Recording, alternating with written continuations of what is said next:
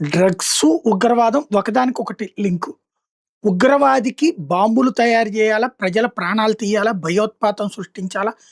ఆ భయోత్పాతం ద్వారా ఫండ్స్ సంపాదించుకోవాలి నంబర్ 1. కానీ ఫండ్స్ సంపాదించుకోవాలంటే, భయోత్పాతం సృష్టించాలంటే ముందు డబ్బులు రావాలి గదా! పెట్టుబడి కావాలి గదా! ఆ పెట్టుబడి ఎక్కడి నుంచి వస్తుందంటే డ్రగ్స్.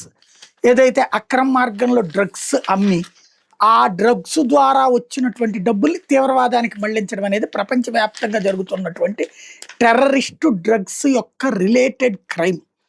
దాన్నే నరేంద్ర మోడీ G20 సమావేశాల సందర్భంగా ప్రస్తావించడంతో పాటుగా డ్రగ్స్, ఉగ్రబంధాలకు అడ్డుకట్టపడాలని పిలుపునిస్తున్నారు. సాధ్యమా? అమెరికా చాలా ఏళ్ల నుండి ప్రయత్నిస్తోంది.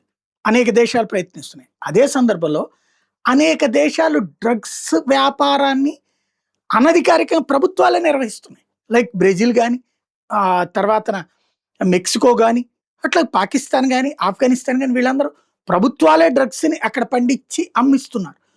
ఆ ప్రభుత్వాలే తీవ్రవాద భావజాలిత ప్రభుత్వాలు. అలాంటి వాళ్ళు ఉన్నప్పుడు ఈ ప్రపంచంలో సాధ్యమవుతుందంటే కష్టమే. కానీ చెప్పక తప్పదు. అర్థం చేసుకొని అవగాహనతో మాట్లాడక తప్పదు. అదే మోడీ స్పెషల్.